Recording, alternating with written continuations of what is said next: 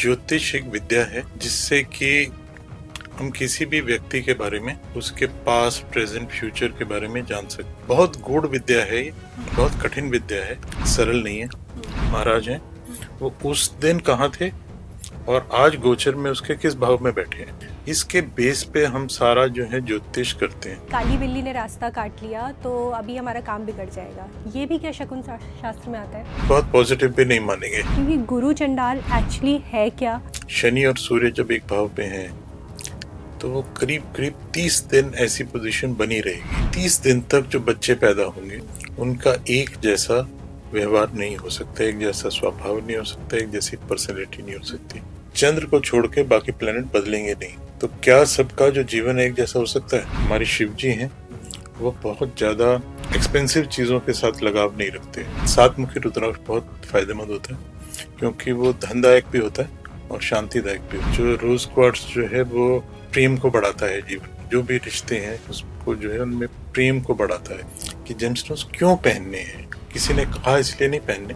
जो ज्योतिषीय हीरा होता है वो ऐसे खरीदा बेचा नहीं जाता। नमस्कार दोस्तों, बहुत स्वागत है आपका आज के हमारे नए पॉडकास्ट में।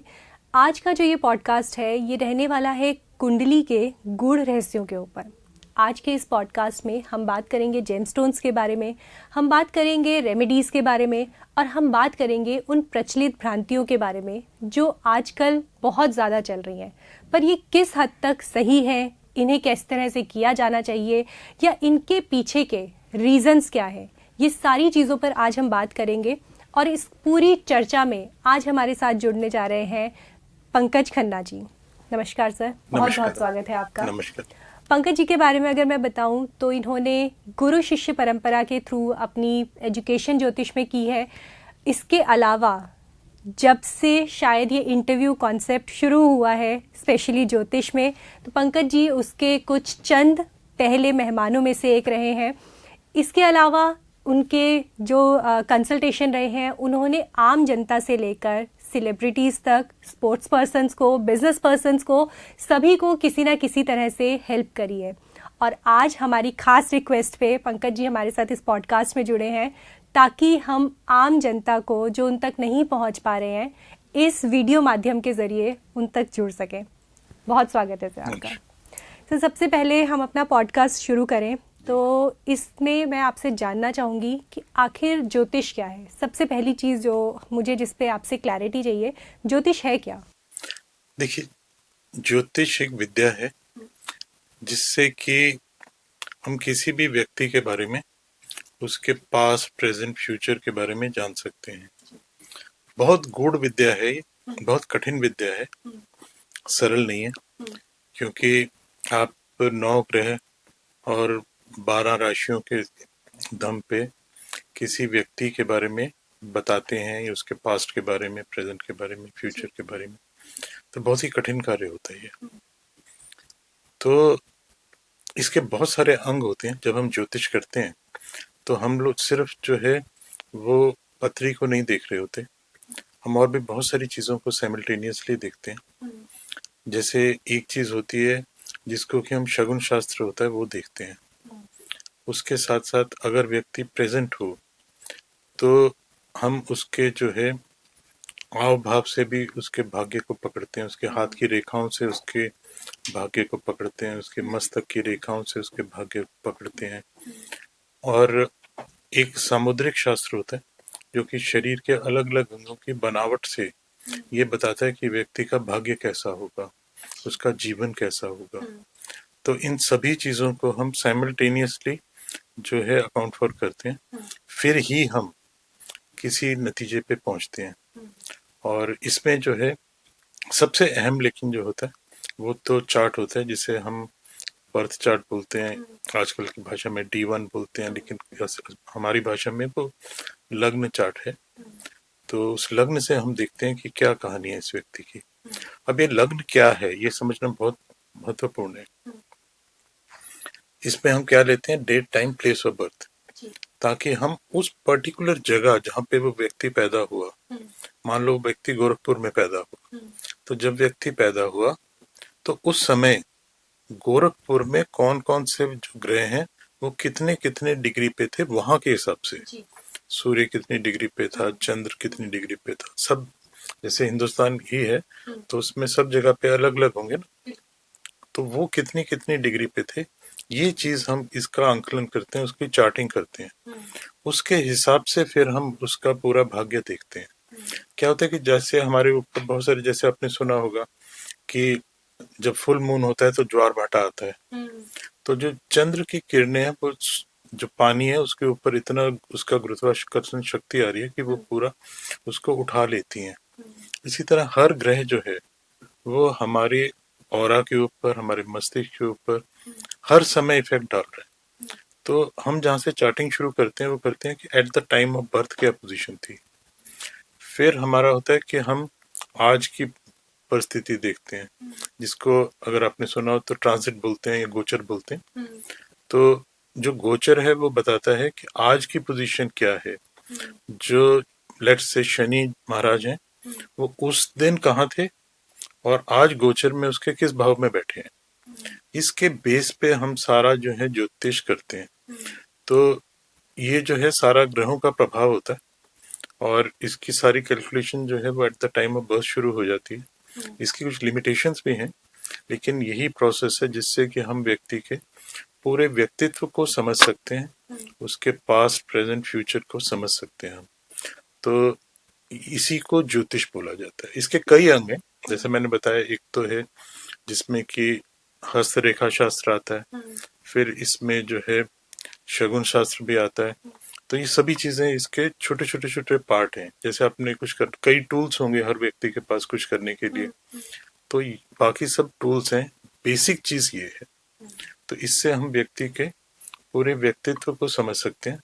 और मुझे अप्रोक्सीमेटली 42 इयर्स का एक्सपीरियंस है इस एरिया में, और जैसे जैसे प्लेनेट बोल रहे होते हैं वैसे वैसे ही सब कुछ होता है। तो सर जैसे आपका अभी लगभग पिछले 40-42 साल का जो आपका एक्सपीरियंस है, उसके बेस पे अगर मैं बात करूँ, मान लीजिए बहुत सारे लोग ऐसे हो सकते हैं जिनके पास अपनी बर्थ डिटेल्स नहीं है, या कोई एक डिटेल मिसिंग है कि टाइम नहीं है या प्लेस नहीं पता या अप्रॉक्सीमेशन टाइम पता है, तो क्या उस केस में भी प्रिडिक्शन करना इजी होता है किसी के बारे में? उसे किस तरह से बताया जा सकता है, क्योंकि लग्न चार्ट तो शायद आप बिना डिटेल्स के ओपन नहीं कर पाएंगे। देखिए, ऐसे में जो हमारे पास टूल रह जाता है वो रह जाता है प्रश्न कुंडली। जो प्रश्न कुंडली है वो एक कंपैरेटिवली वीक टूल है। वो इतना एक्यूरेट नहीं है जितना लग्न चार्ट है, लेकिन फिर भी प्रश्न कुंडली बहुत अच्छे रिजल्ट्स दे देते हैं। तो प्रश्न कुंडली को आप इस तरह से समझिए कि जैसे जो हम लग्न कुंडली बनाते हैं वो है कि जब बच्चा इस दुनिया में आया तो उसका हमने चार्टिंग कर ली।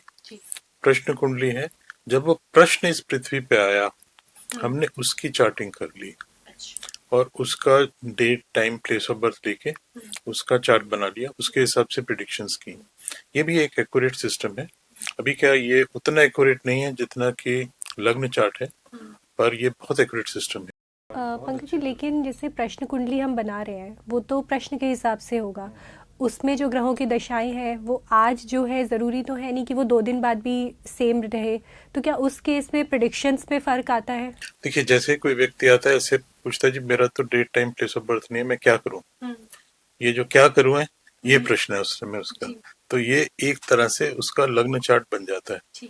हम उसे सेव कर लेते हैं, उस व्यक्ति को बता देते हैं कि तू जब भी अपने बारे में कुछ जानना चाहता है तो ये तेरा एक बेसिक चार्ट है जिसके बेसिस पे हम सब कुछ देख सकते हैं। फिर ऐसे केसेस में बाकी चीजों पे ज्यादा ध्यान दिया जाता है। जैसे मान लो अगर वो अपना पाम दिखा दे तो हस्तरेखा देखी जा सकती है। शगुन शास्त्र होता है जिसको हम जनरली स्टडी कर रहे होते हैं रेगुलरली, उस शगुन शास्त्र को भी देख लेते हैं। शकुन शास्त्र क्या है? हाँ। शगुन शास्त्र बड़ा मजेदार कहानी है, उसको बहुत लोग वहम समझेंगे लेकिन उसके रिजल्ट्स होते हैं बहुत अच्छे। देखिए, मान लीजिए आप को कोई प्रश्न करता है और जब वो प्रश्न कर रहा है तो उसी समय कुछ अच्छा आपके दिमाग में आ रहा है, पॉजिटिव आ रहा है, या आपका एनवायरनमेंट कुछ पॉजिटिव बोल रहा है, तो वो जो प्रश्न है वो पॉजिटिव रिजल्ट्स देगा। जैसे लेट्स से आप जो है आ रहे हैं कहीं से और रास्ते में कोई फलदार वृक्ष है उसके में से फल गिर गया, यहाँ पे फूलदार वृक्ष है उसमें से फूल गिर गया, तो ये एक बहुत अच्छा शगुन माना जाता है। अच्छा। या आप कहीं से आ रहे हैं, उस जगह पे पहुंच रहे हैं और वहां पे आपको गाय दिख जाती है तो बहुत अच्छा शगुन है। कोई पुरुष या स्त्री अगर फल या सब्जी लेके आपके सामने से गुजरता है तो वो भी एक अच्छा शगुन है। तो इस तरह से कई शगुन होते हैं जो कि बहुत अच्छे होते हैं। इसी तरह आप किसी से बात करनी शुरू कर रहे हैं और बिल्कुल पड़ोस में आपको सुनाई दिया ये झगड़ा हो रहा है, तो वो झगड़ा एक जो है नेगेटिव शगुन है। इसी तरह जैसे जो कौवा होता है उसकी आवाज आपको सुनाई दे, तो उसकी कुछ तो आवाजें होती हैं जो कि बड़ी अच्छी आवाजें होती हैं। तो पंकज जी, इसमें मैं आपको बीच में रोकना चाहूंगी हाँ, थोड़ा जरूर। सा। एक चीज़ है, जैसे हम बहुत सुनते हैं कि काली बिल्ली ने रास्ता काट लिया तो अभी हमारा काम बिगड़ जाएगा, ये भी क्या शकुन शास्त्र में आता है? ये आता तो है। पर ये काम करता है? देखो कहीं कहीं क्या होता है, बिल्लियां बहुत ज्यादा हो जाती हैं। बिल्ली को हिंदुओं में एक अच्छा जो है वो शुभ पशु नहीं माना जाता।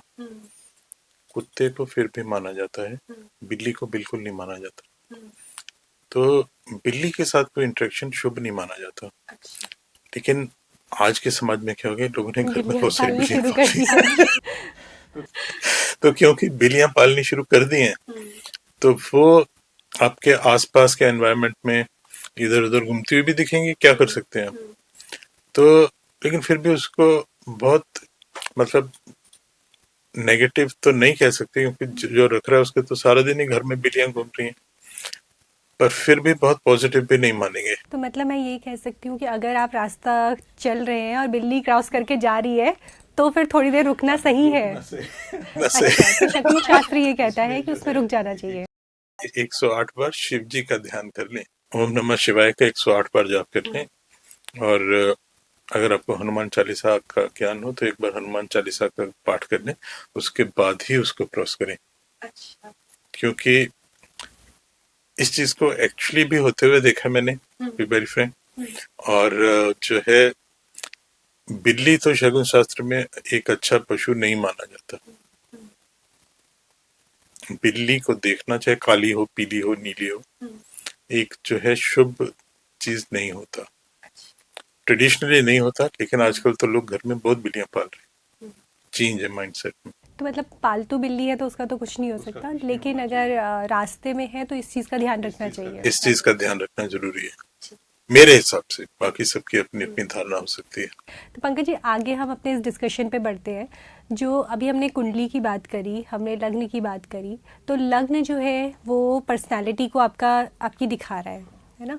लेकिन लग्न पे अगर वहाँ पे और भी ग्रह बैठे हैं तो सिर्फ ऐसा तो नहीं है कि जो भी आपका लग्न लॉर्ड है वहाँ से आपकी पर्सनालिटी डिसाइड होगी, क्योंकि हर ग्रह का कुछ ना कुछ इम्पैक्ट आपके जीवन पे पड़ता है, या हर ग्रह का कोई ना कोई एक ट्रेट होगा जो आप अपने साथ लेके चल रहे हैं, है ना? तो इस तरह मान लीजिए कोई दो ऐसे ग्रह साथ में हैं जिनकी आपस में बनती नहीं है। मान लीजिए किसी के लग्न में सूर्य और शनि साथ में बैठा है, तो सूर्य और शनि तो आपस में ज्योतिष के हिसाब से माना जाता है कि उनके बीच में हमेशा शत्रुता रहती है, युद्ध रहता है। इस केस में क्या पर्सनालिटी में भी द्वंद्व हमेशा बना रहेगा? देखिए, इस चीज को आपको डिटेल में समझना होगा, क्योंकि ये ऐसा प्रश्न है जिसका सरल उत्तर नहीं हो सकता। क्या होता है कि जैसे शनि और सूर्य जब एक भाव पे हैं तो वो करीब करीब 30 दिन ऐसी पोजीशन बनी रहेगी। 30 दिन तक जो बच्चे पैदा होंगे उनका एक जैसा व्यवहार नहीं हो सकता, एक जैसा स्वभाव नहीं हो सकता, एक जैसी पर्सनैलिटी नहीं हो सकती। तो हम कैसे देखें? एक तो हमें देखना पड़ेगा नक्षत्र के हिसाब से, भाव से आगे निकला। जैसे एक तो है राशि, राशि के पीछे है नक्षत्र, तो एक तो हमें नक्षत्र के हिसाब से देखना पड़ेगा। दूसरा, जब ऐसा कॉम्बिनेशन होगा तो व्यक्ति में दोनों ट्रेट्स आएंगे। सूर्य शनि कैसा ट्रेट देता है? जो शनि है वो व्यक्ति को स्लो डाउन करता है। शनि प्रधान व्यक्ति जो है उसका जीवन कष्टमय होता है, उसको जीवन में बहुत ज्यादा जो है वो एफर्ट्स करने पड़ते हैं, मेहनत करनी पड़ती है, और रिजल्ट्स मिलते हैं तो बहुत बड़े मिलते हैं, लेकिन बहुत एफर्ट जरूर रहता है, संघर्ष जरूर रहता है। सूर्य जो है वो तेज का ग्रह है। अगर सूर्य लग्न में होगा तो व्यक्ति जो है उसकी बुद्धि जो है तीक्ष्ण होगी, वो जल्दी चीजों को समझ जाएगा।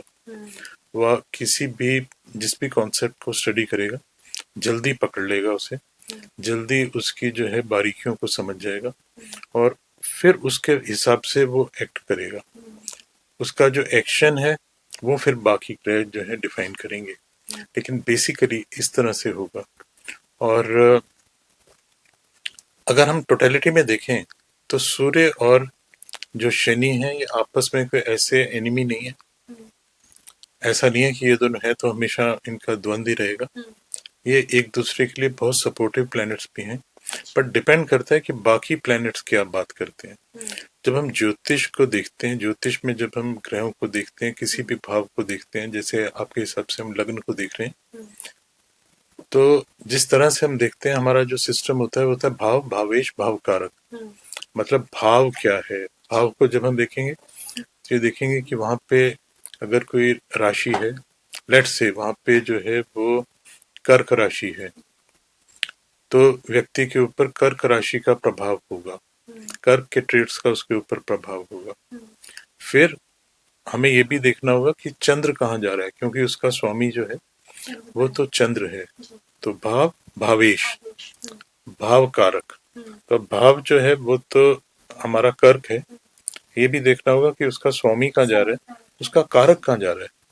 उस जो पहला भाव है इसका कारक जो है वो एक तो जो है वो मंगल होता है, दूसरा सूर्य होता है। तो ये दोनों कहाँ जा रहे हैं ये हमें देखना पड़ेगा।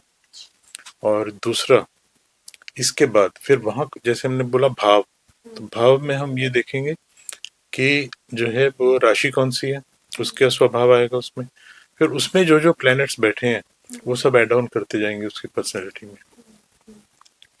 मान लीजिए यहीं पे जो है वो राहु भी है, तो राहु उसकी जो प्रकृति है उसे क्रूर कर देगा। राहु जो है व्यक्ति को की महत्वाकांक्षा को एक्सेसिवली बढ़ा देगा। तो ये सब चीजें जो है ये उस भाव में जो जो आएगा वैसा वैसा लेकर आएगा वो। जैसे कंपनी है उसमें 10 शेयर होल्डर आएंगे, वो अपनी जो जो सोच है सब लेकर आएंगे ना, इसी तरह यहाँ भी जो प्लैनेट्स आएंगे ये अपने अपने ट्रेड्स लेकर आएंगे, लेकिन डिफाइन किसको करेंगे, जो राशि में बैठे हैं वो। जैसे आप रेस्टोरेंट में बैठे हैं तो अलग तरह से व्यवहार करेंगे ना, आप अपने ऑफिस में बैठे हैं अलग तरह से व्यवहार करेंगे, आप सोने की तैयारी कर रहे हैं अलग तरह से व्यवहार करेंगे। तो वो जो डिफाइन होगा वो इस चीज से डिफाइन होगा कि आप बैठे कहाँ हैं। तो यहाँ पे आप कर्क राशि में बैठे हैं तो उससे वो चीजें बेसिकली डिफाइन होती चली जाएंगी। बेसिकली अगर मैं इसको थोड़ा सा सिंप्लीफाई तरीके से समझूं तो वो ये है कि अगर जो हमने एग्जांपल लिया कर्क राशि में ग्रह बैठे हैं तो कर्क राशि की ही चीज़ों में वो ज़्यादा अपना इम्पैक्ट रखेंगे। कर्क राशि बेसिक रहेगी और उसको वो लोग डिफाइन करेंगे अपने ट्रेड्स के साथ, अपने अपने अलग अलग ट्रेड्स के हिसाब से। फिर से देखना पड़ेगा कि वो जो है वो लग्न के मित्र हैं या लग्न के शत्रु हैं। तो ऐसे बहुत सारी चीजें देखनी पड़ती हैं। जो ज्योतिष है उसमें एक ग्रह जो है उसके अप्रोक्सीमेटली 50 ट्रेड्स होते हैं, उसके 50 तरह के उसके डेफिनेशंस होते हैं। तो उन सभी को स्टडी करके ही ज्योतिष कर पाएंगे, वरना तो बहुत ही जनरलाइज्ड चीज बन जाएगी। क्योंकि पंकज जी ये मैंने आपसे सवाल इसलिए पूछा कि अभी बहुत सारा हम मार्केट में देखते हैं जो नॉलेज जिस तरह की आ रही है, और हमारी ये कोशिश है कि हम उस पर थोड़ा सा अगर अपनी तरफ से ऐड ऑन कर सके या ब्रेक कर सके, क्लैरिटी दे सके हमारे दर्शकों को, तो वो हम यहाँ पे चाहते हैं और इसीलिए हम आप लोगों से सहायता लेते हैं ताकि ये ज्ञानवर्धक पॉडकास्ट करते हैं। एक चीज़ जो मैं अभी इसमें पूछना चाहती हूँ वो ये, जैसे बहुत बार हम ये सुनते हैं कि आप अपना वीनस स्ट्रॉन्ग कर लीजिए तो आपकी लाइफ में लग्जरीज आ जाएंगी। आपको अगर अपना कम्युनिकेशन अच्छा करना है तो आप गाय को चारा खिला दीजिए, या आप अपने मरकरी को अच्छा कर लीजिए, है ना। अब ये इस तरह की कुछ कुछ रेमेडीज़ हैं जो अलग अलग तरह से चलती रहती है कि राहु को ठीक करना है तो आप ऐसे कर लीजिए, आप अपने वॉशरूम को क्लीन रख लीजिए, ब्लू रंग में ये कर लीजिए। बट पॉइंट ये है कि ये सारी जो रेमेडीज़ हैं ये हर इंसान पे कैसे काम कर सकती है? क्योंकि अगर मान लीजिए मेरी कुंडली में वीनस कुपित है, मेरी कुंडली में वीनस बैठा ही अच्छी जगह पे नहीं है, तो मैं उसको कितना भी स्ट्रॉन्ग करूँ, वो मुझे अच्छे रिजल्ट कैसे दे पाएगा? या फिर अगर मरकरी है, मेरा मेरा बुध अगर अस्त है, तो क्या ये रेमेडीज जेनरिक कर लेने से मेरा बुध सही हो जाएगा? ये क्या है ये कॉन्सेप्ट? देखिए, ये ना एक बड़ा अजीब कॉन्सेप्ट मार्केट में है जो कि समझ से बाहर है। देखिए, कोई भी जो व्यक्ति है, आप हूँ, मैं हूँ, एक्स है, वाई है, उसके ऊपर 9 के 9 ग्रह हर समय प्रभाव दे रहे हैं, और हर का प्रभाव अलग अलग है, अलग अलग समय पे अलग अलग प्रभाव है, अलग अलग जीवन के हिस्से में अलग अलग प्रभाव है। बहुत सारे जो ज्योतिष में नया कॉन्सेप्ट आ गया कि इसका तो जो, जैसे आपने बोला, शुक्र खराब है, तो शुक्र खराब है तो ये बड़े बुरे रिजल्ट देगा, पर्सनल लाइफ में बुरे रिजल्ट देगा, आपकी जो कंफर्ट लेवल है उसमें बुरे रिजल्ट देगा, एंड सो फोर्थ, बड़ी सारी चीजें बजा। ऐसा कुछ नहीं होता। और जो खराब का कॉन्सेप्ट जो है, वो जो लोग बताते हैं वो है कि अगर वो 6, 8, 12 में बैठा हो तो वो खराब है। ऐसा नहीं होता। देखिए, किसी भी ग्रह को जब हम देखते हैं, किसी भी भाव को जब हम देखते हैं, तो बहुत सारी चीजें उसमें देखनी पड़ती हैं। मैंने जैसे बताया, वो 50 के करीब ट्रेड्स हैं जो कि उसके देखने पड़ते हैं, तो आप किसी रिजल्ट पे पहुंचेंगे।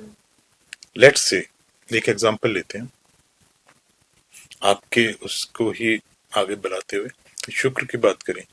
अगर मान लो किसी का शुक्र जो है 6ठे भाव में बैठा है, तो लोग कहेंगे यार इसका तो शुक्र खराब है। भाई, ये पहले देखना पड़ेगा उसकी लॉर्डशिप किसकी है। कोई भी ग्रह जो अपने रिजल्ट्स देता है वो अपनी लॉर्डशिप के हिसाब से देता है।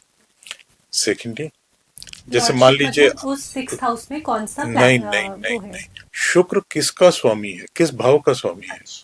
लेट से आपका जो है वो जो असेंडेंट है, जो लग्न है, वो तुला है, और शुक्र 6ठे भाव में बैठा आपका, तो यहाँ पे जो शुक्र है वो जो डिफाइन करेगा, वो तो आपके लग्न को डिफाइन कर रहा है।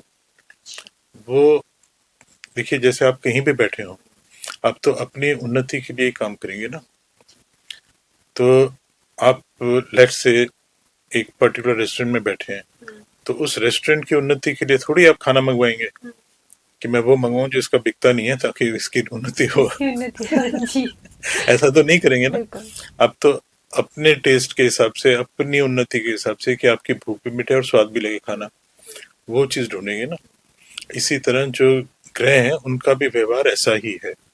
मान लीजिए आपका शुक्र है, वो लग्न लॉर्ड है, असेंडेंट का लॉर्ड है वो, तो वो जब रिजल्ट्स देगा तो वो असेंडेंट को की बेहतरी के लिए रिजल्ट्स देगा। वो खराब नहीं हो गया। और दूसरा एक चीज और इससे भी इम्पोर्टेंट समझने की जरूरत है, जो 6ठा भाव है वो जो है वो दशम भाव से नवम भाव है, तो ये दशम भाव का पिलर है। जो पंचम और नवम होता है वो पिलर्स होते हैं। अगर किसी व्यक्ति की का जो है 6ठा भाव बहुत स्ट्रांग है, तो डेफिनेटली वो व्यक्ति प्रोफेशन में बहुत एक्सेल करेगा, क्योंकि जो 6ठा भाव है वो आपको देता है एक्सीलेंस इन वर्क। 6ठा भाव आपको देता है ability to beat your competitor whomsoever they may be। तो अगर 6ठा भाव स्ट्रांग है तो डेफिनेटली आप जो है लाइफ में बहुत राइज करेंगे। तो यहाँ पे शुक्र जो है नेगेटिव कहाँ हुआ, वो तो पॉजिटिव है आपके लिए। तो इसमें जो सरल लोगों ने ज्योतिष जो बनाया हुआ है आजकल मार्केट में, कि जो यहाँ बैठा है वो खराब है, जो यहाँ है वो ऐसा है, वो वहाँ है, ऐसा नहीं होता। उसकी ग्रह की लॉर्डशिप भी देखनी पड़ती है, क्योंकि वो वहाँ का डिग्रीज, अगेन बहुत इंपॉर्टेंट पॉइंट। जो डिग्रीज को लेके बाजार में बड़ी इंटरेस्टिंग चीजें चल रही हैं। लोग कहते हैं जी अगर बहुत कम डिग्री का प्लेनेट है मतलब इससे तो जी ठीक ही नहीं है, और अगर बहुत ज्यादा डिग्री का है तो वो भी खराब है जी। हाँ, कुछ नहीं कर सकता। ये ज्योतिष का एक कॉन्सेप्ट है जिसमें और भी बहुत सारी चीजें देखी जाती हैं। इतना सिंपल नहीं है। अगर इतना सिंपल होता तो हम सब की लाइफ से एक जैसी होती। बहुत सिमिलरिटी, ऐसा नहीं होता।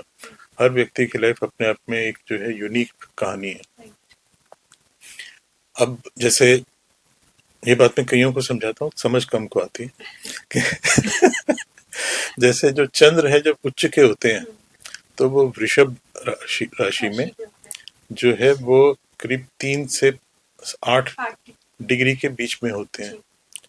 तो आज के जमाने में वो तो आप उसे कहेंगे ये तो बाल अवस्था में है, पर वो तो उच्च के हैं। इसी तरह जब बृहस्पति जो है वो कर्क राशि में उच्च के होते हैं तो 4-5 डिग्री के आसपास वो उच्च के होते हैं। एग्जैक्ट डिग्री नहीं देते, हम थोड़ा सा आगे पीछे लेते हैं, तो उस पॉइंट पे वो उच्च के होते हैं। तो आपके हिसाब से तो वो उच्च के ही नहीं, वो तो बेचारे बहुत अभी बाल अवस्था में है। इसी तरह जो मंगल है वो तो मकर राशि में 28 डिग्री पे उच्च के होते हैं, तो वो आपके हिसाब से तो वृद्ध हो गए। तो ज्योतिष ऐसे नहीं होता, उसमें बहुत सारी चीजें हैं। मतलब ये इतना सरल वाली कहानी नहीं है कि आपने उसको 2 जगह पे सुना और 2 व्यक्ति जो खुद नहीं जानते उन्होंने जो बोला वो जो है वायरल हो गया। तो लोग उसी को सोच के, क्योंकि सरल है ना, आपको अगर डिग्रीज देखनी है तो सरल है, आपने बस चार्ट देखा उसमें डिग्रीज देख ली, जो प्लेनेट की डिग्री कम है वो तो बेचारा गया। तो ऐसे नहीं होता, अगर ऐसे होता तो कहानी सबकी बहुत सिमिलर, बहुत अलग तरह से होती। देखिए मैं इस प्रोफेशन में तो देखता रहता हूँ सब चीजों को अपने आगे पीछे। तो जैसे मान लीजिए एक व्यक्ति पैदा होता है, तो वो व्यक्ति जब जन्म लेता है तो उस टाइम पे बहुत लोग जन्म ले रहे होते हैं, 2-4 घंटे बाद बहुत लोग जन्म ले रहे होते हैं, कुछ घंटों के बाद और लोग जन्म ले। प्लैनेटरी पोजीशन तो सेम रहेगी नियरली, चंद्र को छोड़ के बाकी प्लैनेट बदलेंगे नहीं। तो क्या सबका जो जीवन है एक जैसा हो सकता है?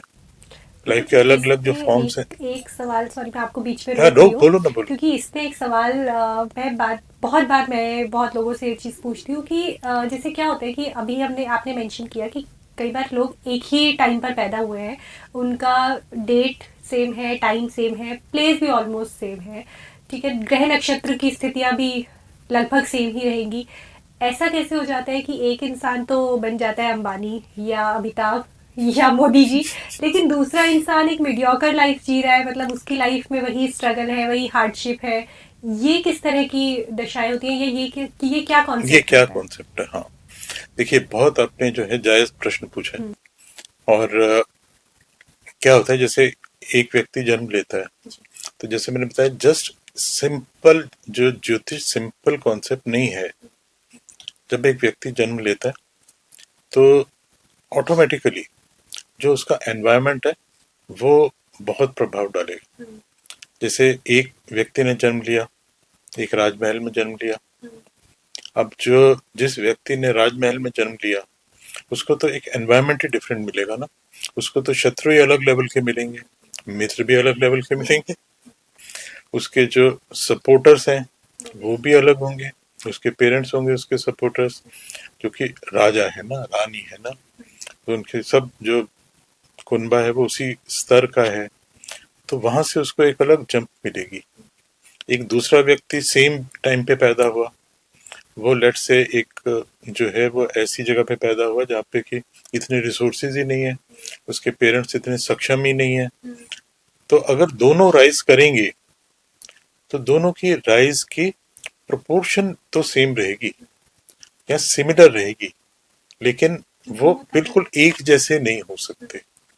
क्योंकि एक जैसे कोई व्यक्ति जन्म लेता है तो उसका एनवायरनमेंट बहुत इंपॉर्टेंट है, उसके आसपास के लोग कैसी सोच रखते हैं, उसके साथ सब बातें कैसे करते हैं, उसके बड़े क्या बातें करते हैं। अगर बड़े घर में जो है वो हर वक्त जो है क्राइम प्लान कर रहे हैं तो उसके दिमाग में भी यही आए। अगर उसके बड़े घर में जो है वो हर समय एक एजुकेशन का माहौल है, उसका एजुकेशन का माहौल होगा। तो ये चीजें जो है साइमल्टेनियसली काम करती, इनको हम चार्ट से नहीं देख सकते। लेकिन इसमें पास्ट लाइफ कर्मास भी आपके इम्पैक्ट क्रिएट करते हैं? देखो मैं ऐसा ही मानता हूँ, एक बच्चा जन्म लेता है तो सब लोग उस बच्चे के भी आसपास घूम रहे होते हैं कि अगर ये बच्चा थोड़ी मुझे स्माइल दे देगा, अच्छा मानेगा, तो उसके पेरेंट्स शायद मुझसे खुश रहेंगे।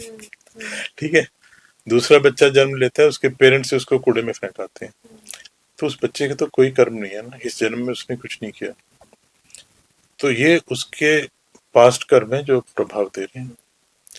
मैं जो हूँ वो, जो जीवन की कहानी है वो भाग्य प्रधान मानता हूँ, कर्म प्रधान तो नहीं मानता।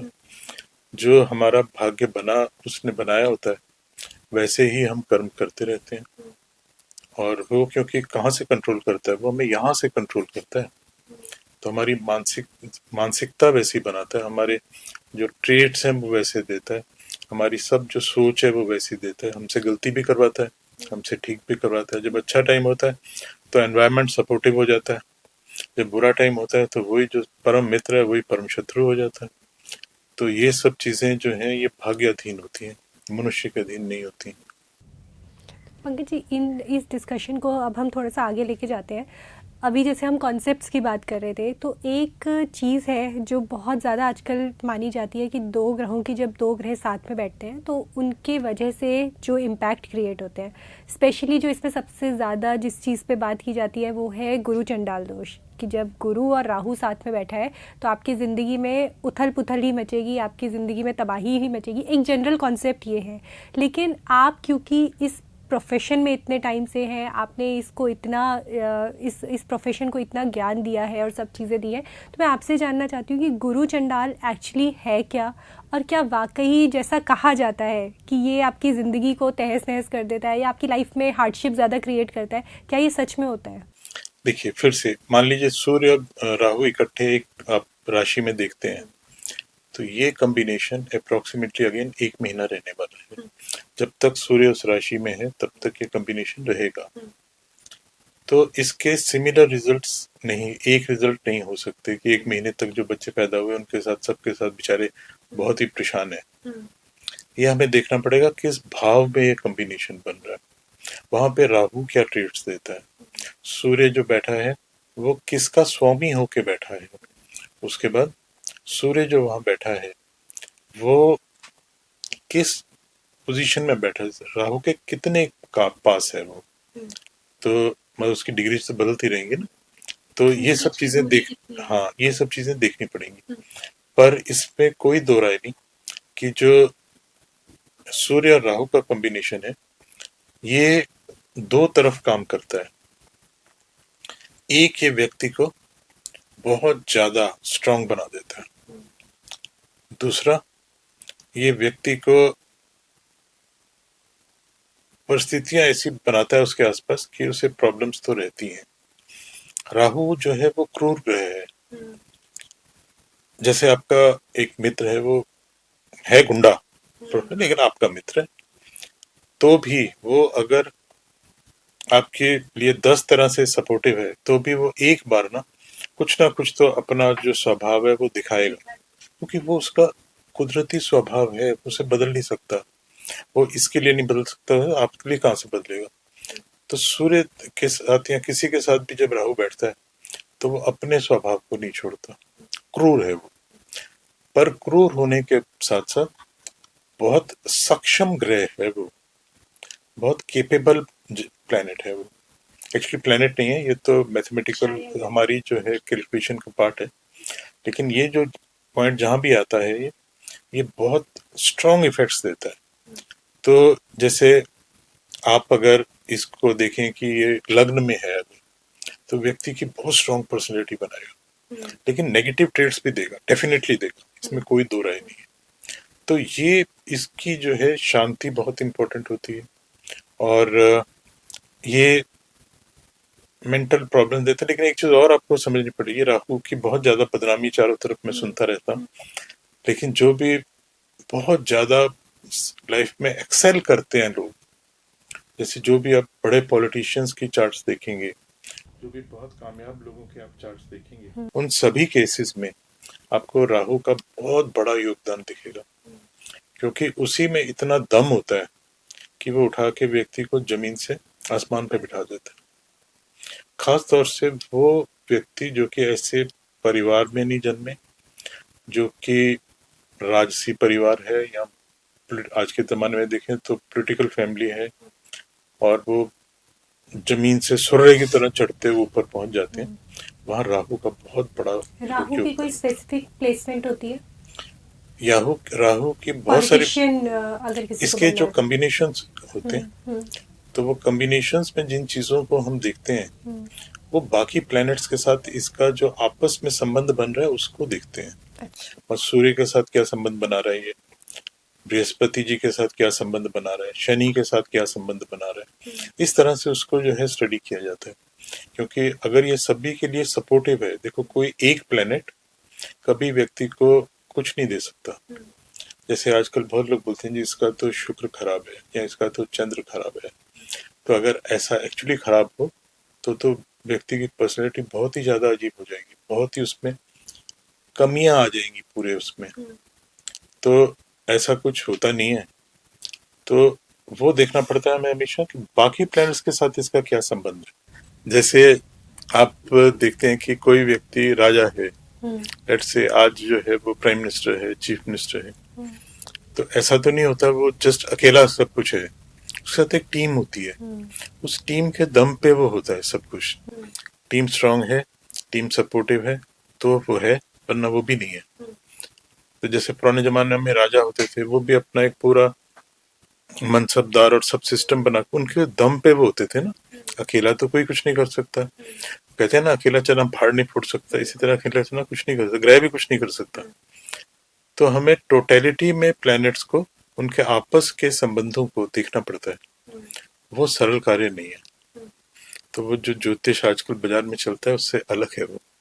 ठीक है, तो पंकज जी अभी आपने हमें ये कॉन्सेप्ट्स के बारे में बताया। अब हम अगर थोड़ा सा और आगे बढ़ें, मान लीजिए कि मुझे ये जानना है कि मुझे अपने कुंडली के बेसिस पे पता करना है कि मेरे लिए जॉब ज़्यादा बेटर ऑप्शन है या मुझे बिजनेस में ज़्यादा जाना चाहिए या किसी क्रिएटिव फील्ड में जाना चाहिए। ये किस तरह की प्लेसमेंट्स और कॉम्बिनेशंस होते हैं जिनके थ्रू हम पता कर सकते हैं कि हमारे लिए बेहतर क्या रहने वाला है? जॉब अच्छा ऑप्शन है, बिजनेस अच्छा ऑप्शन है, या कुछ क्रिएटिव करना, या हो सकता है आध्यात्म में चले जाना बेटर ऑप्शन है? ये कैसे पता किया जा सकता है? देखिए, जो हम जब प्रोफेशन को देखते हैं, तो जो मुख्य देखा जाता है वो देखा जाता है दशम भाव, 10th हाउस। तो फिर से जैसे मैंने आपको बताया, भाव भावेश भावकार सरल है। तो कि उस भाव का स्वामी कौन है, उस भाव में बैठा कौन है, और उसका जो कारक है, जो दशम का कारक है, वो बेसिकली 3 प्लेनेट होते हैं, सूर्य, शनि और बृहस्पति। ये कहाँ बैठे हैं और दशम में कौन बैठा है, दशम को कौन देख रहा है। इन्हीं सब चीजों से हमको अंदाजा लगता है कि व्यक्ति का प्रोफेशन कैसा होगा। इसके साथ साथ आत्मकारक को देखा जाता है। आत्मकारक जो है वो हमारी जो नेचुरल ट्रेड्स हैं उनकी तरफ एक इंडिकेशन देता है। आत्मकारक ग्रह होता है जो कि पूरे चार्ट में सबसे ज्यादा डिग्री पे है, आपके हिसाब से सबसे बूढ़ा प्लेनेट है। तो वो प्लेनेट जो है वो आत्मकारक होता है। और आत्मकारक पे जो ग्रह होता है वो सब्सटेंशियली डिफाइन करता है, अकेला कोई कुछ नहीं कर सकता। सब्सटेंशियली डिफाइन करता है कि आपकी बेसिक ट्रेट्स, बेसिक पर्सनैलिटी कैसी होगी। उसके हिसाब से आप प्रोफेशन को चूज कर सकते हैं। अगर तो लेट्स टेक अ केस, आपका जो बृहस्पति है वो आत्मकारक है, तो बृहस्पति आत्मकारक है तो आप एक बहुत अच्छे टीचर, एक बहुत अच्छे ट्रेनर, ये सब हो सकते हैं। लेकिन हमेशा ऐसा नहीं होगा, क्योंकि बाकी प्लैनेट्स को भी देखना पड़ेगा ना। मैं आपको बड़ा एक इंटरेस्टिंग एग्जांपल देता हूँ। मेरा जब जन्म हुआ, जो मेरा डेट ऑफ बर्थ है, मेरा एक मित्र है, बहुत क्लोज फ्रेंड है, प्रिय मित्र है। तो उसका भी सेम वार्ड में और सेम उसमें जन्म हुआ उसका। तो टाइम में कुछ फर्क था, जो है अप्रोक्सीमेटली जो है वो 36 घंटे का फर्क है। 36 नहीं, कुछ 24-25 घंटे का फर्क है। लग्न चेंज हो गया, तो 24 घंटे पे लग्न चेंज नहीं होगा, तो अराउंड 30 आवर्स का डिफरेंस है उसमें मेरे में। तो लग्न बदल गया। मेरा पड़ोसी भी है वो, और मेरा बचपन का दोस्त है वो। तो उसकी पूरी लाइफ को मैं जानता हूँ। उसकी और मेरी लाइफ बहुत सिमिलर चलती है, बहुत सिमिलर। लेकिन फिर भी प्रोफेशनल ट्रेड्स उसके और मेरे बहुत डिफरेंट हैं। तो आत्मकारक तो उसका भी बृहस्पति होगा, आत्मकारक तो जो है उसका भी जो है ग्रह तो ज्यादातर वैसे ही बैठे होंगे, लेकिन लग्न बदलने से और चंद्र की पोजीशन बदलने से सारा जो परमुटेशन कॉम्बिनेशन है वो चेंज हो गया। तो उसकी लाइफ में कुछ कुछ चीजें मेरे जैसे होते होने के बावजूद भी बहुत डिफरेंट है, उसकी पर्सनैलिटी मुझसे बहुत डिफरेंट है। तो ये तो तब है जब सिर्फ लग्न और चंद्र की डिग्रीज बदली हैं और लग्न बदला है। तो इन सभी चीजों को जब तक आप टेक केयर अकाउंट फॉर नहीं करेंगे तो एक प्लेनेट या एक चीज इसको डिफाइन नहीं कर सकती। अब पंकज जी, इसमें मैं आगे आपसे एक चीज़ पूछना चाहूँगी। क्या होता है कि रेमेडीज़ के तौर पर बहुत बार हमें ये सजेस्ट किया जाता है कि आप कोई ना कोई जेमस्टोन पहन लीजिए, और ऐसा होता है ना कि जब हम छोटे थे तो मम्मी ने पहना दिया कि अच्छा ये पहन लो, किसी पंडित जी ने बोला या वो पहन लो।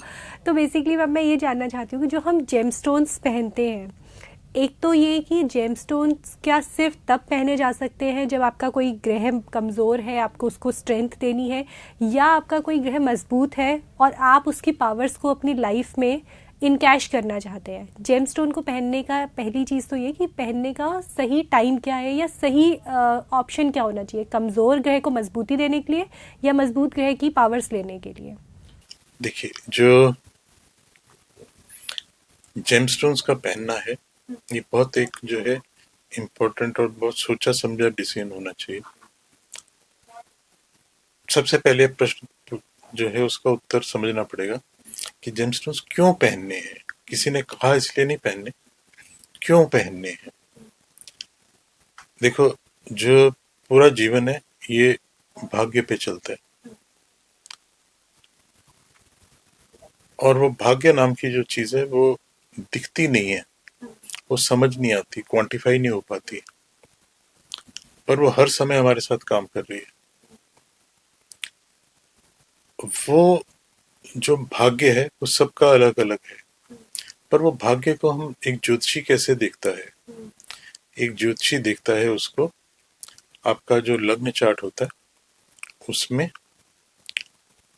असेंडेंट, लग्न लॉर्ड, पंचम का स्वामी और नवम के स्वामी के दम पे अगर ये तीन जो पॉइंट्स हैं वो स्ट्रांग हो तो व्यक्ति को कोई लाइफ में जो है प्रॉब्लम आती है वो यूं एकदम स्मूथली निकल जाता है, जैसे मक्खन के ऊपर से छुरी निकलती है। तो उसको ऑटोमेटिकली ऐसे एनवायरमेंटल सपोर्ट मिलते जाते हैं कि वो चढ़ता जाता है, चढ़ता जाता है, चढ़ता जाता है। जो भी प्रॉब्लम तो सबको आएंगी, कोई ऐसा व्यक्ति नहीं होगा या कोई ऐसा टाइम नहीं होगा जब कोई प्रॉब्लम नहीं है। उन प्रॉब्लम्स को स्मूथली जो है वो निकल जाएगा और उसको बहुत अच्छी अपॉर्चुनिटीज लाइफ में आती चली जाएंगी। जो एनवायरमेंट है, हम लोग सब किसके आश्रित हैं? एनवायरमेंट के। तो वो जो एनवायरमेंट है वो हमारे लिए फेवरेबल हो जाएगा। तो वो एनवायरमेंट जो है वो बहुत महत्वपूर्ण है, वो भाग्य है। उस भाग्य को स्ट्रेंथन करने के लिए जेमस्टोन पहने जाते हैं, क्योंकि अगर भाग्य साथ है तो सब कुछ साथ है, अगर वो साथ नहीं तो कुछ भी साथ नहीं।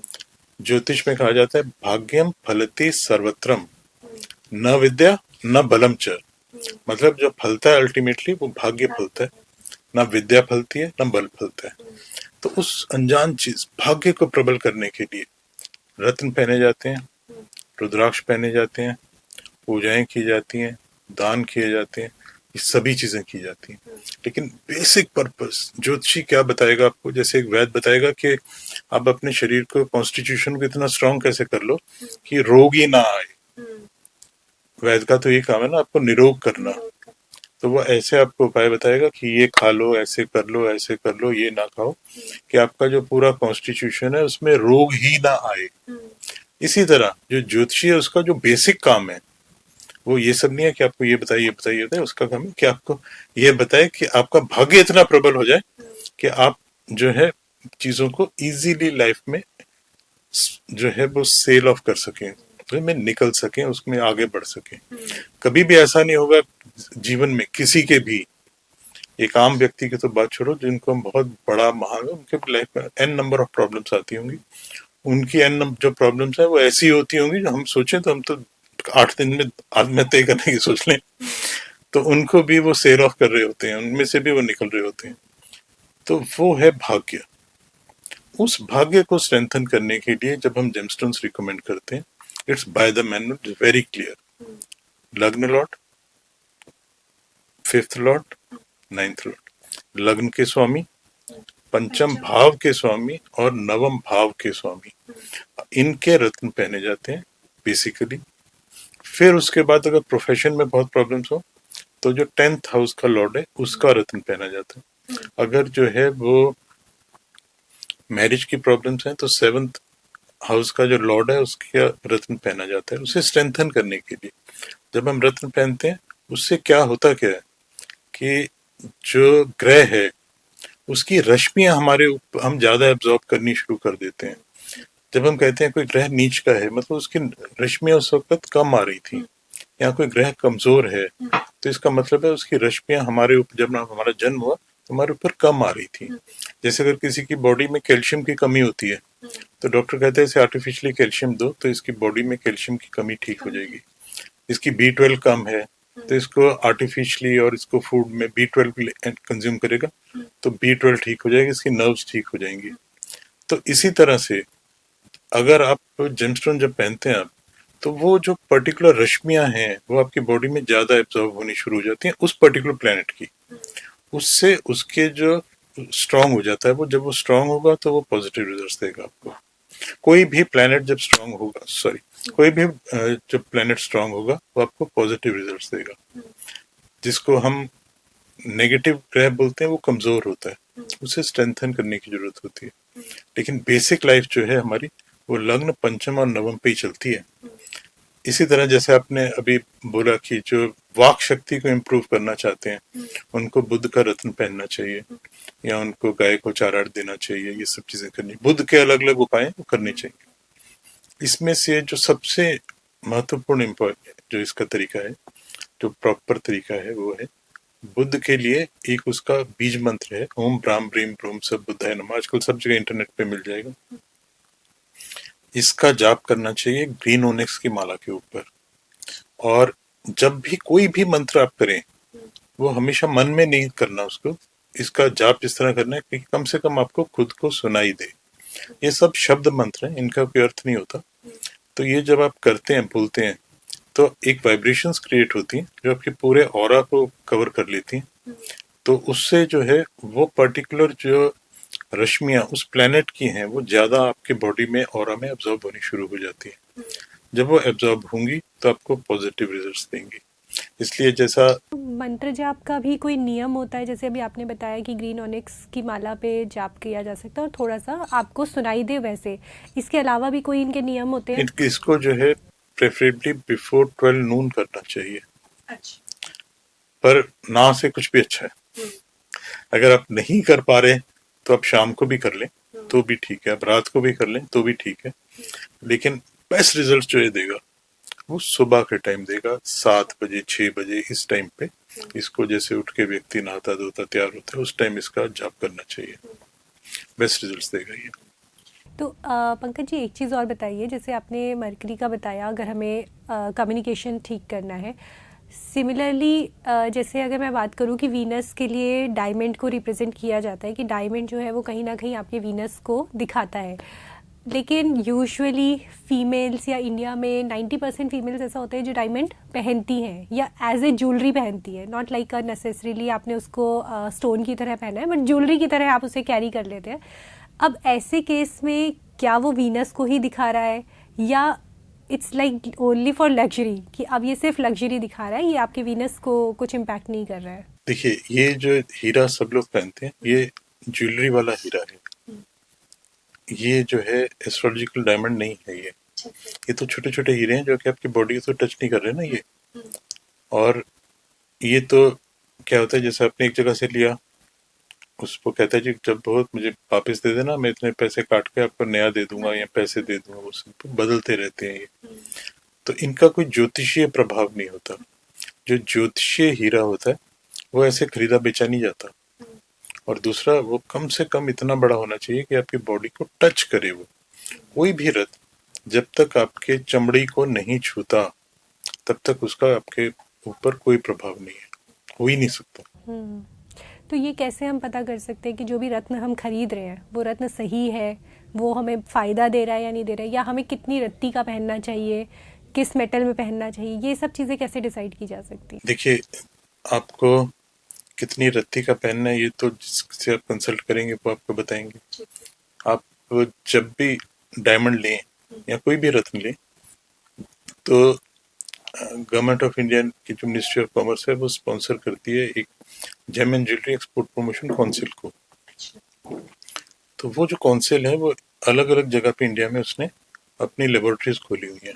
दिल्ली में भी है, झंडेवालन में है, बॉम्बे में है, सूरत में, ऐसे कई जगह पे हैं। तो आपको सिर्फ और सिर्फ वही जेमस्टोन खरीदना चाहिए जो इन लेबोरेटरीज से सर्टिफाइड हो। कोई कहता है जी ये पता नहीं कहाँ की लेबोरेटरी है, कहाँ की लेबोरेटरी है, वो सब फेक है। इंडिया में सिर्फ जो है यही वाली लेबोरेटरी जो है वो ऑथेंटिक है जेमस्टोन्स के लिए। और दूसरा, जब भी आप जेमस्टोन्स खरीदें, अब प्रश्न है कि भी कैसे पता चले यूज्ड है अनयूज्ड है, ये तो आप नहीं समझ सकते।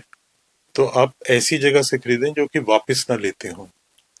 जैसे बहुत सारे जो शॉपकीपर्स हैं वो बोलते हैं जी ये आप मेरे से ले जाओ, आप इसे जब भी वापस करोगे मैं 10%, 20%, 30% काट के आपको पैसे दे दूंगा, एक्सचेंज कर दूंगा।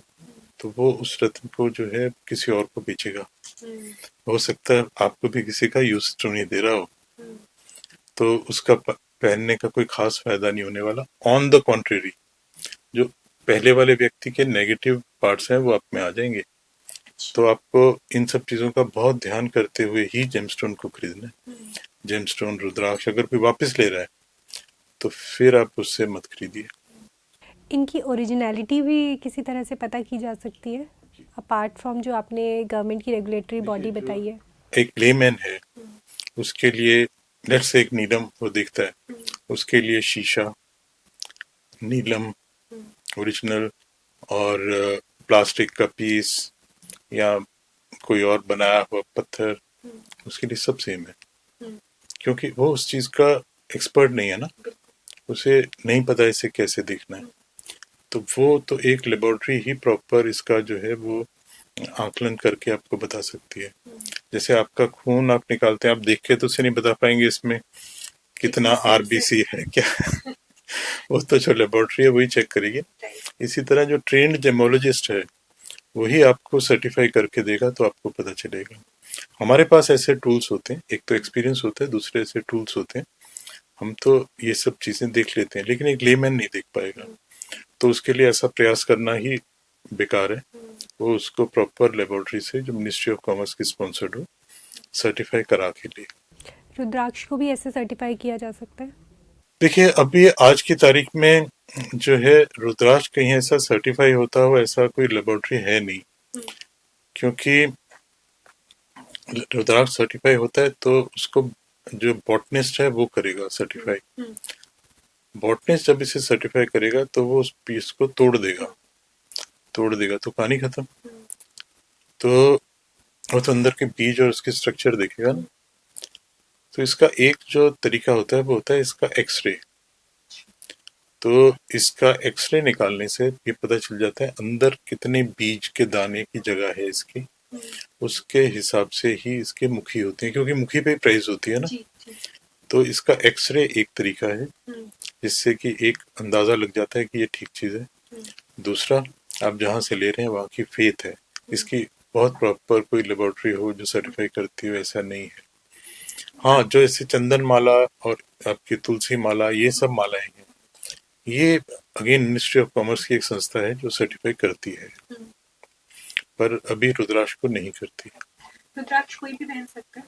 रुद्राक्ष कोई भी पहन सकता है। ये तो जो भी शिव भक्त है उसको 1 से लेके 14 मुखी और साथ में जो गौरी शंकर है वो कंठे के रूप में या तो पहनना चाहिए या अपने मंदिर में रखना चाहिए।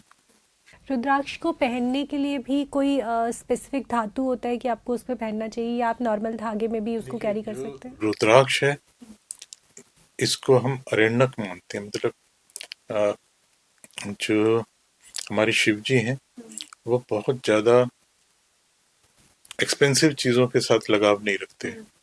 तो ये शिव जी का रत्न है, इसको चांदी में पहना जाता है, सोने में नहीं, या फिर वाइट मेटल, आपका जो ये वाइट गोल्ड है उसमें। पर बेस्ट रिजल्ट्स के लिए इसको धागे में ही पहने। धागा किसी भी कलर का यूज किया जा धागा सकता है? सिल्क का यूज करें, सिल्क और नायलॉन का मिक्स धागा आता है, वो बहुत स्ट्रांग होता है। कलर भी इसमें ध्यान रखना चाहिए? कलर तो है वो ब्लैक में पहने, पीले में पहने, रेड में पहने, तीनों में पहन सकते हैं। बेस्ट रिजल्ट्स जो हैं वो लाल धागे में आते हैं, पर पीले में और लाल में, काले में भी पहना जाता है। क्योंकि कई बार जैसे आपने लाल धागा पहना, बहुत शोई हो जाता है वो, तो मेल्स के केस में तो ज्यादा शोई हो जाएगा ना वो, तो उसको जो है वो आप काले धागे में पहन सकते हैं। कैसे भी पहने, रुद्राक्ष आपकी चमड़ी को टच करना चाहिए, शरीर को टच करना चाहिए, तभी इसके रिजल्ट्स आते हैं। जो शिव महापुराण है उसमें एक पूरा चैप्टर है रुद्राक्ष के ऊपर, उसमें ये डिटेल में बताया हुआ है कि कौन सा रुद्राक्ष क्या रिजल्ट देता है, क्यों पहना जाता है। तो जब हम स्पेसिफिक रुद्राक्ष के ऊपर जाते हैं तो वहां पे पूरी डिटेल दी हुई है। अदरवाइज जो भी शिव भक्त हैं वो इसका पूरा कंठा बना के अपने पास रखते हैं। अगर इन जनरली पंकज जी मुझे जानना हो कि कोई एक रुद्राक्ष जो कोई भी पहन सकता है, मतलब बिना आपने आपने कोई कुंडली नहीं देखनी है, आपने कुछ नहीं देखना है, ये एक रुद्राक्ष है जो कोई भी पहन सकता है, ऐसा कौन सा रुद्राक्ष ऐसा माना जाता रुद्राक्ष है जो सबसे बढ़िया, देखो उसमें भी थोड़ा सा ये देखना और पड़ेगा। इजीली मिल भी जाए? हाँ हाँ, देखो जो ऐसे में सबसे बढ़िया रुद्राक्ष है वो ये देखना पड़ेगा कि कौन व्यक्ति पहनना चाहता है। मान लीजिए एक स्टूडेंट है या एक वर्किंग प्रोफेशनल है, वो पहनना चाहता है अपने प्रोफेशनल ग्रोथ के लिए या अपनी स्टडीज की ग्रोथ में के लिए, तो वहां उसे एक मुखी रुद्राक्ष पहनना चाहिए। एक मुखी रुद्राक्ष का जो कार्य है, जो सूर्य का कार्य है, वो है आपको कंसंट्रेशन पावर देना। तो जो भी स्टूडेंट एक्सेल करेगा अपने प्रोफेशन में, वो वही करेगा जिसकी कंसंट्रेशन पावर बहुत अच्छी होगी, स्पैन ऑफ कंसंट्रेशन बहुत अच्छा होगा, वही एक्सेल करेगा ना। इसी तरह प्रोफेशन में भी वही एक्सेल करेगा। तो वो चीज जो है उसको स्ट्रेंथन करने के लिए जो है एक मुखी रुद्राक्ष पहना जाता है। तो वो जो ट्रेट है, एक अलग ट्रेट होता है लीडरशिप ट्रेट, एक अलग होता है मानसिक क्षमता। देखिए मैं एक अलग तरीके से लोगों को ये समझाता हूँ। जैसे एक जो है चीफ मिनिस्टर बनता है, उसको तो गवर्नमेंट अपॉइंट करती है ना। जो गब्बर सिंह है उसे तो किसी ने अपॉइंट नहीं किया, लेकिन सब बंदे उसकी बात मानते हैं, वो गोली मार देते हैं तो भी बाकी लोग उसकी बात मानते हैं, उसके अंडर रहते हैं। क्यों? उसमें कुछ लीडरशिप ट्रेट्स हैं जिसके कारण से बाकी लोग उसके साथ हैं। ऐसे ही एक जो नेता उभर के आता है, वो भी तो ऐसे उभर के आता है ना हमारे सिस्टम में, जो बिल्कुल जमीन से उभरता उभरता धीरे धीरे ऊपर चढ़ता जाता है। उसमें कुछ ट्रेट्स हैं जो कि बाकी लोग मिस करते हैं। तो वो जो ट्रेट्स हैं वो कोई फिजिकल ट्रेट्स नहीं, ऐसे नहीं उसके डोले वाले बहुत मजबूत हैं, यहाँ से कुछ है उसको। तो सूर्य की क्षमता है, जिसके साथ सूर्य की क्षमता होती है वही एक्सेल करता है। वही आप देखेंगे कि पता चला जी बोर्ड में उसके 99.9% आए और वो सब हुआ, वो सूर्य की क्षमता है जो कंसंट्रेशन पावर देती है, जो स्पैन ऑफ कंसंट्रेशन पावर देती है। वो बच्चा जो है एक बार किताब पढ़ता है, उसे सब चीज मेमोराइज हो जाती है, क्योंकि उस वक्त वो ये नहीं सोच रहा था आज शाम को शायद खीर मिलेगी, कल मैं वहां जाऊंगा तो वहां हो सकता है मैं ब्रेड पकौड़ा खा लूं। वो दिमाग में उसके आएगा नहीं, क्योंकि वो पढ़ रहा है तो सब कुछ उसने ग्रहण कर लिया। उसका सूर्य बहुत तेज है। अगर उसको ये सब पढ़ते उसके दिमाग में बहुत सारी चीजें आ रही हैं, मैं कल कहाँ जाऊंगा, आज कहाँ गया, वहां पे ब्रेड पकौड़ा खाया, उसकी चटनी अच्छी नहीं थी। जब ये सब उसके दिमाग में आ रहा है तो वो पढ़ नहीं पा रहा। देखने में तो पढ़ रहा है, वो ग्रहण नहीं हो रहा। तो वो ग्रहण कब होगा? जब सूर्य तेज होगा। उसके लिए एक मुखी रुद्राक्ष का इस्तेमाल किया जाता है। वैसे इन जनरल सात मुखी रुद्राक्ष बहुत फायदेमंद होता है, क्योंकि वो धनदायक भी होता है और शांतिदायक भी होता पंकज जी, आपने अभी हमें रुद्राक्ष के बारे में इतना कुछ बताया, अभी हमने स्टोन्स के बारे में बहुत सारी चीज़ें पूछी और पता करी हमने आपसे। अब एक आखिरी चीज़ जो आजकल अभी वैसे भी और है कि क्रिस्टल्स का भी बहुत इम्पोर्टेंस होता है कि क्रिस्टल्स पहन लेने चाहिए शायद, क्योंकि क्रिस्टल्स हैं क्या, पहली चीज़ तो ये कि वो होते क्या हैं। जैसे बोला जाता है कि अगर आपको लाइफ में लव इन्हांस करना है तो आप रोज़ क्वार्ट्स पहन सकते हैं, आपको मनी अट्रैक्ट करना है तो आप पायराइट पहन सकते हैं या रख सकते हैं। बेसिकली पहली चीज़ तो क्रिस्टल होते क्या हैं, और एक्चुअली अगर किसी को अपनी लाइफ में रिलेशनशिप्स को स्ट्रॉन्ग करना है या किसी को लाइफ में लव इन्हांस करना है, बेसिकली रिश्तों में प्यार बना रहे, ये बनाना है, तो उसके लिए उसको क्या, कौन सा क्रिस्टल उसको पहनना चाहिए और उनकी ओरिजिनलिटी हम कैसे देख सकते हैं? देखिए, जो ये एक सब बाजार में आजकल खूब फैला हुआ है, मैं ऐसा तो नहीं कहूंगा कि पूर्णतः मिथ्या है, कि बिल्कुल गलत है, लेकिन कुछ अलग तरह से फैलता जाता है, वो सब बात में फैलता जाता है ना। तो सब रत्नों का प्रभाव होता है, सब चीजों का प्रभाव हमारे शरीर पे होता है। एक बड़ी छोटी सी चीज देखिए, जब हम एक दिन शुरू करते हैं नहाने में क्या हुआ, साबुन लगा हमारे शरीर में, पानी डाला, चला गया वो, पर हमारी जो क्षमता है उसको बढ़ा देता है वो। तो दिन भर हम तरोताजा रहते हैं, अलग तरह से काम करते हैं, अलग तरह से सोचते हैं। अगर हम ढीले ढाले उठे, नहाए नहीं, फटाफट भाग आए, हमारी थोड़ा सा हमारे में फर्क आ जाता है। जब जस्ट पानी लगा और निकल गया, इतना प्रभाव देगा। तो ये रत्न जो कुदरत में इतने रेयर हैं, ये जब दिन भर हमारी बॉडी को टच करते हैं तो बहुत सारे प्रभाव देते हैं हमारे ऊपर। जैसे एक टाइगर आई नाम से जेमस्टोन होता है, तो वो जो टाइगर आई नाम से जेमस्टोन है, वो व्यक्ति में एक हिम्मत देता है, उसे डर नहीं लगता, घबराहट नहीं होती लोगों को फेस करते हुए। तो इस तरह सब रत्नों का अपना अलग अलग प्रभाव है। जैसे आपने बोला रोज क्वार्ट्स का बड़ा अच्छा रिजल्ट होता है। जो रोज क्वार्ट्स जो है वो आ, प्रेम को बढ़ाता है, जीवन में जो भी रिश्ते हैं उसको जो है उनमें प्रेम को बढ़ाता है।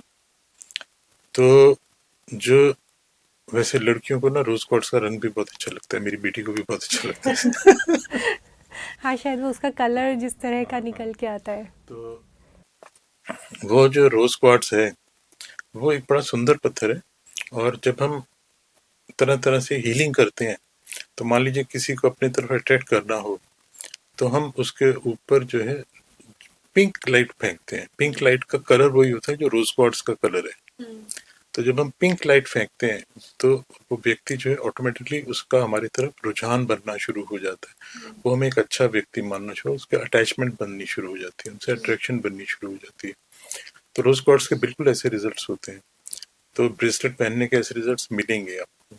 अगर आप घर में उसे रखते हैं, तो वो एक चीज है जो कि थोड़ा सा एक एनवायरनमेंट में जिन रश्मियों को वो खींच रही है अपनी तरफ, वो सॉफ्ट रश्मियां हैं। तो उनको वो घर में जो है, जो जो भी व्यक्ति हैं उनके आपस में कुछ तो टकरार होती रहेगी, पर वो जो है कुछ कुछ उसको कंट्रोल में रखेंगे, बेटरमेंट करेंगे। इसका एक बड़ा सरल सा तरीका बताता हूँ आपको मैं। अगर घर में जैसे सभी के कुछ ना कुछ कलह चलता रहता है, उसके बिना भी जीवन नहीं है। तो आप क्या करें, घर का बिल्कुल जो मध्य है, जिसको जैसे जो भी घर का नक्शा है उसका बिल्कुल मध्य का जो पार्ट है, तो वहां पे जो है एक तांबे के कलश में अगर गंगा जल मिल जाए तो गंगा जल भर के रख दीजिए। अगर गंगा जल ना हो तो साधारण पानी रख दीजिए। गंगा जल रखें तो उसको साल भर आपको चेंज करने की जरूरत नहीं। नॉर्मल पानी अगर रखेंगे तो खराब होना शुरू हो जाएगा, तो उसे हर महीने बदलते जाएं। हर जो पूर्णमासी है उस पर उसे चेंज कर दें, तो आपके घर में हमेशा सुख शांति रहेगी, एक लेवल ऑफ अटैचमेंट, एक लेवल ऑफ अंडरस्टैंडिंग रहेगी। जादू नहीं होगा। ये बहुत ज़रूरी है आज की डेट हाँ, में कि घर में सेटलमेंट बना रहे, आपस में प्यार प्रेम बना रहे, ये बहुत बहुत एक जरूरी है। इम्पॉर्टेंट चीज़ है। पंकज जी, अब एक आखिरी सवाल मेरा आपसे है, क्योंकि हमने जब बात करी रुद्राक्ष की, स्टोन्स के मामले में मैंने इतना नहीं सुना है, क्योंकि लेकिन रुद्राक्ष को भगवान शिव से जोड़ा जाता है कि वो उनके आंसू के रूप में माना जाता है। तो क्या रुद्राक्ष को पहनने के लिए जो लोग तामसिक भोजन करते हैं, या ये जो लोग थोड़ा सा तामसिक प्रवृत्तियों की तरफ होते हैं, क्या वो भी रुद्राक्ष पहन सकते हैं? और अगर ऐसा है कि उसमें कुछ नियम है, तो फिर किस तरह से इस चीज़ को फॉलो करना चाहिए? देखिए, जो आप प्रश्न कर रहे हैं, बहुत सारे लोग ऐसा प्रश्न करते रहते हैं। मूलतः बेसिकली जो रुद्राक्ष है उसको आप पहन के, जैसे अल्कोहल है, ये सब चीजें कंज्यूम कर सकते हैं, भांग खा सकते हैं, भांग तो शिव जी का प्रसाद भी है, और नॉन वेज भी खा सकते हैं, उसमें कोई हर्जा नहीं। देखिए, जो शिव जी का आपको आशीर्वाद है वो तो हर रूप में रहेगा, आप जो कुछ भी कर रहे हैं। तो उससे इसका कोई लेना देना नहीं है। हमारे जो भोजन है, दो तरह के भोजन होते हैं। एक तो वैष्णव भोजन होते हैं, जैसे जिसमें कि लहसुन, प्याज, ये सब चीजें जो है नहीं खाई जाती। जब हम वैष्णव तरीके से जाते हैं तो कुछ वैष्णव रत्न भी हैं, जैसे तुलसी की माला है, कमलकट्टे की माला है, चंदन माला है, वैजंती माला है। ये सब जो मालाएं हैं, ये अगर आप पहन रहे हैं तो आपके लिए प्याज, लहसुन, अंडा, मांस, मदिरा सब कुछ प्रोहिबिटेड है। और अगर आप जो है शैव रत्न पहन रहे हैं, जैसे ये सब जो 9 रत्न हैं, जो भी रत्न है, ये सब शिव जी की देन मानी जाती है। और जो रुद्राक्ष है, तो इसमें जो है इतने कठोर नियम नहीं है। शिव जी ने बोला है कि बस प्रार्थना करो, अपने भाव को रखो, सिंपल रखो, बाकी नियम कानून कुछ नहीं है। कम है। हाँ, शिव जी तो देखो जो है जल से भी प्रसन्न हो जाते हैं, पत्तों से भी प्रसन्न हो जाते हैं। सबसे भोले बाबा है वो तो। पंकज जी, अब क्योंकि हमारा ये पूरा का पूरा जो सेशन है ये अपनी एंडिंग की तरफ आ गया है, एक टिप जो आप यंगस्टर्स को देना चाहते हैं, या एक टिप जो भी लोग रिलेशनशिप में जिस तरह के प्रॉब्लम्स फेस कर रहे हैं उनके लिए अगर आप दर्शकों को कुछ बताना चाहें। देखिए, सबसे पहले तो जो चीज आज मुझे अपने सारे क्लाइंट्स के साथ बात करते हुए बहुत कष्ट में होती है, वो ये थी कि वो ज्योतिष सीख के आए होते हैं इंटरनेट से। अधूरा ज्ञान ज्यादा खतरनाक। तो अगर आप ज्योतिष सीखना चाहते हैं तो प्रॉपर तरीके से उसे सीखें। प्रॉपर जो टेक्स्ट हैं ज्योतिष के वो पढ़ें, ना कि व्हाट्सएप स्टेटस और जो फेसबुक की फीड है वो पढ़ें। और रिलेशन अपने जो है डिजायर्स को कम रखें। व्यक्ति देखो कभी भी जो है कष्ट कहाँ पे आता है किसी भी रिलेशन में, चाहे वो एक दो मित्रों का रिलेशन हो, चाहे वो एम्प्लॉय एम्प्लॉयर का रिलेशन हो, हस्बैंड वाइफ का रिलेशन, कोई भी दुनिया में रिलेशन, जब एक व्यक्ति इतना महत्वाकांक्षी बन जाता है और वो सोचता है कि मैं दूसरे को जो है वो रौनता हुआ जो है मैं आगे निकल जाऊंगा, तो जो है संबंधों में कठोरता, कड़वाहट, ये सब चीजें शुरू हो जाती हैं। अगर व्यक्ति एक दूसरे को समझता हुआ चलेगा, अपनी महत्वाकांक्षाओं को कंट्रोल में रखेगा, तो जीवन बहुत बढ़िया चलेगा। आप जो है जो मारुति 800 है उसमें भी बड़ा अच्छा ट्रेवल कर सकते हैं, मर्सिडीज में भी करेंगे। महत्वपूर्ण क्या है? प्रेम, अटैचमेंट और जो आपसी संबंध से सपोर्ट है वो इम्पोर्टेंट है। तो उसके तरफ अगर फोकस करेंगे तो जीवन में प्रॉब्लम्स आएंगे ही नहीं। अगर मर्सिडीज सोचते रहेंगे, फिर उससे भी ऊपर, फिर उससे भी ऊपर, फिर अपना प्राइवेट जेट भी चाहिए, तो व्यक्ति असंतुष्ट रहेगा ना। जो असंतुष्ट है वो तो हमेशा कष्ट में है ही। आज आपने पंकज जी हमें बहुत सारी ऐसी चीज़ें बताई हैं जो लाइफ के मूल मंत्र हैं। कहीं ना कहीं हम भूल गए हैं कि लाइफ जीने के लिए शायद लग्जरीज उतनी इम्पॉर्टेंट नहीं है जितना प्यार, आपस का सहयोग इम्पॉर्टेंट है। खुद भी आगे बढ़ो, दूसरों को भी आगे बढ़ाओ, एक साथ लेकर चलो। ये सारी चीज़ें आज आपने जिस तरह के मूल मंत्र हमें दिए हैं, तो मुझे लगता है आगे आने वाली जनरेशन्स को एक सही रास्ता मिल जाएगा कि अब उन्हें किस तरह से आगे बढ़ना है। चाहे वो ज्योतिष हो, चाहे वो ज़िंदगी हो, चाहे वो करियर हो, किसी भी फ्रंट पे हो, आज आपकी बातों से लोगों को एक रास्ता ज़रूर मिलने वाला है। इसलिए आपका बहुत बहुत बहुत धन्यवाद। अगर मेरी बातों से, मेरे जीवन के कार्यों से 0.0000001% भी इस संसार में कुछ बेटरमेंट होती है तो हो सकता है अगला जन्म मेरा सुधर जाए। बिल्कुल बिल्कुल। अमर उजाला जीवांजलि के सारथी की मदद लें और महाकुंभ में स्नान जरूर करें।